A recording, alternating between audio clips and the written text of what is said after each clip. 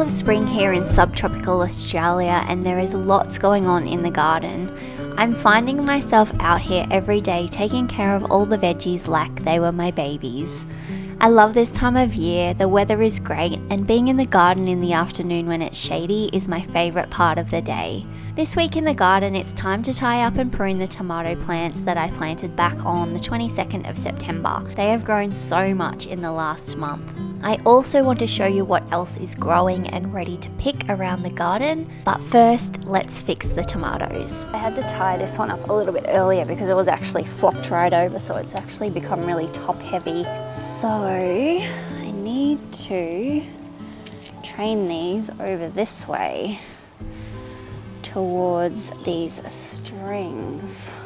See how floppy this one is. There's also lots of branches off the bottom here that I need to remove, and there's a grub in here too. Yuck. Definitely need to get rid of that. Once it gets a bit taller, I'll be able to bring the main branch across to this string. So I need to prune this tomato plant. So I'm just going to prune the bottom leaves off because they're prone to disease, but I want to make sure I'm not trimming off any flowers at the same time. Let's see, so I've got a couple of flowers starting there, so I want to keep those. So I can get rid of this bottom branch here. That's looking fine. No flowers on that, so that's good. And get rid of these side shoots and any dying stuff. And I'm picking off any suckers as well. I don't want any suckers on here. I'm just using my Velcro tape again, which I find is great because you can just reuse it.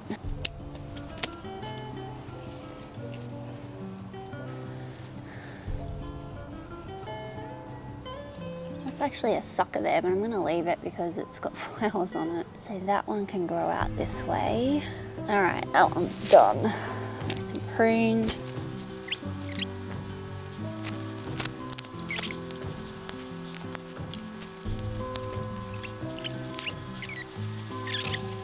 I'll tie that back up to the... Okay, second one done.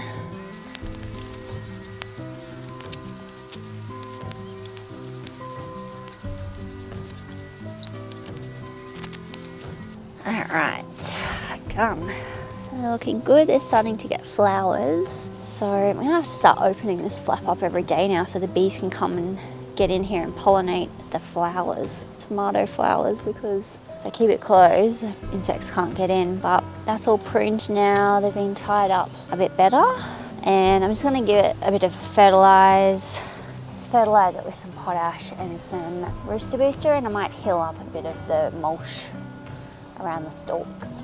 Okay, so I'm just going to move some of the mulch back and pop some potash at the base and some rooster booster just to give them a feed because they're starting to flower now, and potash will help them flower a lot better.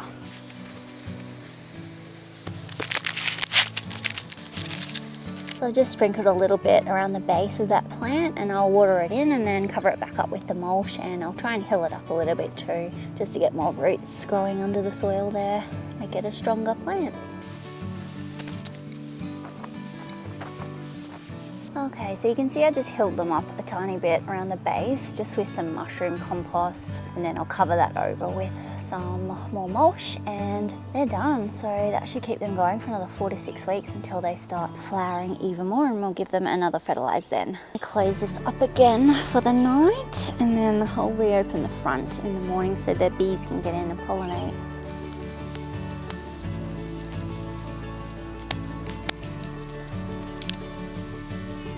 So if you remember back, I think it was my September garden tour video, I'll link it above. I was unsure about whether the garlic was ready. I thought it was because it was starting to die off, and I dug 1 or 2 up and it definitely wasn't ready. It hadn't bulbed out at all. And I did a lot of research about elephant garlic, and apparently it's a hardneck garlic, which I didn't realize. and they're supposed to grow scapes. And a lot of you did tell me that you need to wait for the scapes or wait a lot longer. And today I discovered this little scape growing right here.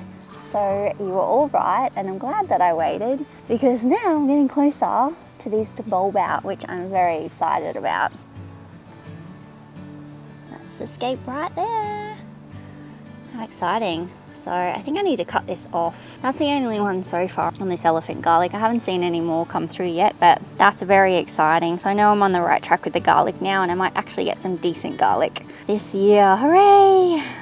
Some red onions in here that I'm still waiting for them to start flopping over. Looking quite dry, but I have been watering them quite a lot. I'm not sure why they're taking so much longer than the other onions that I harvested, because I planted them at the same time. Although this pot here didn't get the sun quite as much. I had to move it. It was in a shady spot, so that's probably why these are a bit delayed. But these ones here have been in the sun the whole time. They're still not flopping over yet, but there's lots of dead leaves on there, so I'm wondering if they might be ready. No, we'll see.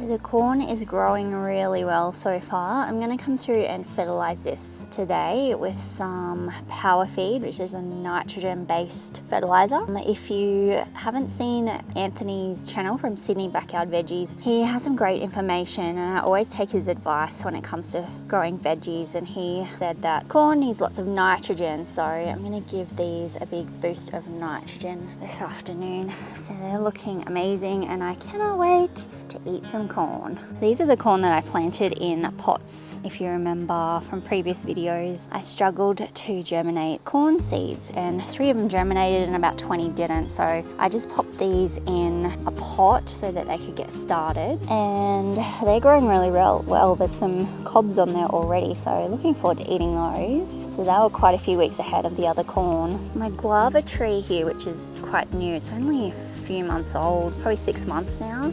The fruit is starting to form. You can see there. And this one was the yellow cherry guava. So apparently that tastes really good, so I'm excited to eat some of those when they're ready. My cherry fall tomatoes, which are supposed to be grown in hanging baskets, are not doing so well. They get lots of sun. The possums do get down the wall and eat them. This one's actually looking a bit better, but it has been eaten. So not sure what I'm going to do with these. I might just rip them out and pop flowers in here.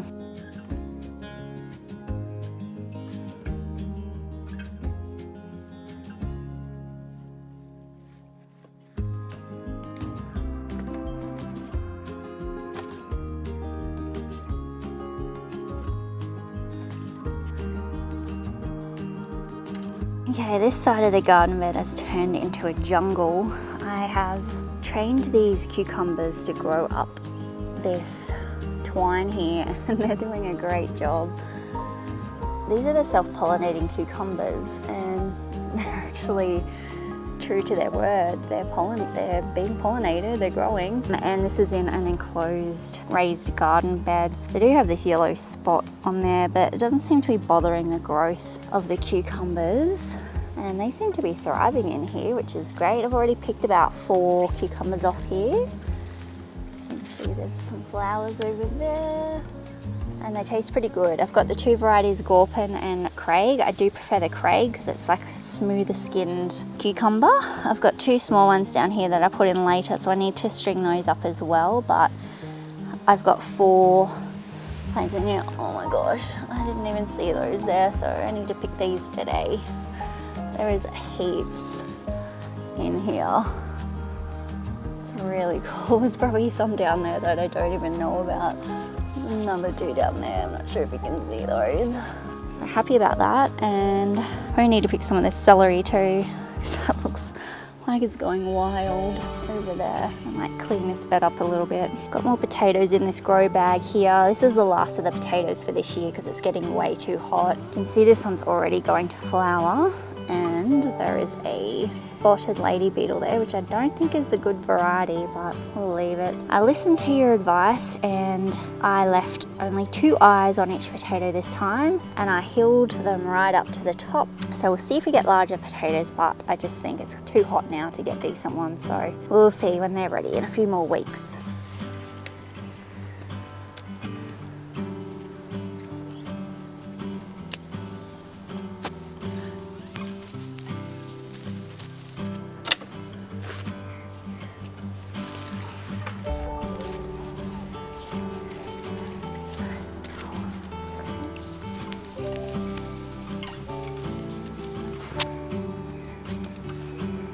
Alright, so that's the Craig variety, which is like a smooth skin one. I like those. And the Gorpin's like a bit spiky. I don't know about taste difference because I just juice them, but I'll probably start having them in salads soon, so I'll let you know. But from looks wise, I prefer this one. It's a bit more like a Lebanese cucumber, which I like. So that's pretty good. This bed's looking really good. The summer cos lettuce is looking quite nice. It's getting quite big now. I'm just waiting for this cabbage to get a little bit bigger. I'm hoping it hasn't gone to seed yet. Still quite small. It's kind of stopped growing now. Kale is massive. I just keep picking that and it just keeps producing. Celery, that was one from the markets that I just cut off the stalk and planted. So that's doing well. This purple cabbage here is getting quite big. That's growing really fast compared to that one at the back. So that stuff's looking nice. Can't wait to harvest that. And on the other side here, we've got the rocket growing there. More celery that I just cut off and sprouted and stuck in the garden, like a pre-grown celery, because it just grew from seed. This is the summer crisp lettuce. These are the celery that I planted 2 weeks ago. And we've got another baby cabbage over there, more kale and more celery at the back there. All right, I'm going to pull this carrot out because this has been growing for months and nothing's happening. I've got more carrot growing over there, some better seeds. I don't even know what these seeds are, so I'm literally just gonna pull them out because I don't think they're really getting very big. I've been watering them constantly. I thinned them out, but I think I just need to start again. You can see none of them are very big. They're all tiny. I don't think they're gonna get any bigger. That's tiny. I'm just stunted. I don't know, maybe they're just too dry in this grow bag. I find that grow bags tend to be quite dry. That one's not too bad. But most of these are just little stumps. Look at that, pathetic. It's probably about the best of the bunch.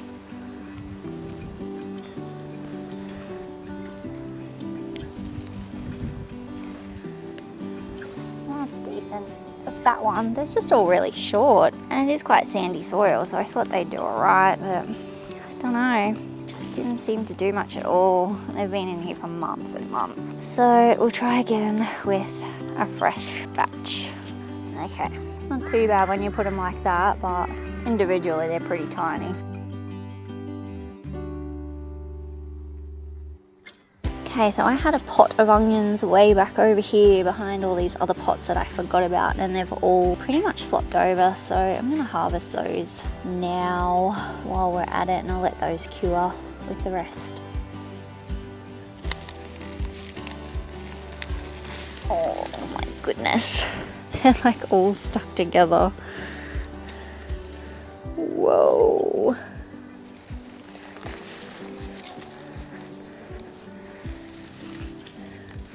How 4 they're stuck together. Hopefully these 2 can be separated okay. See how we go.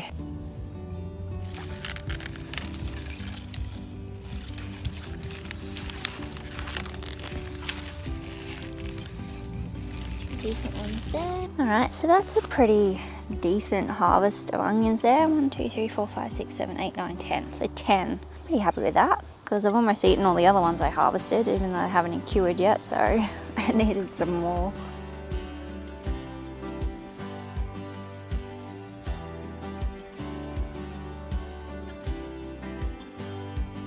Alright, so with the seedlings that I planted 2 weeks ago, the summer cos lettuce have sprouted nicely. The spring onions are starting, just starting to pop up. Beetroot, the red, has sprouted really well.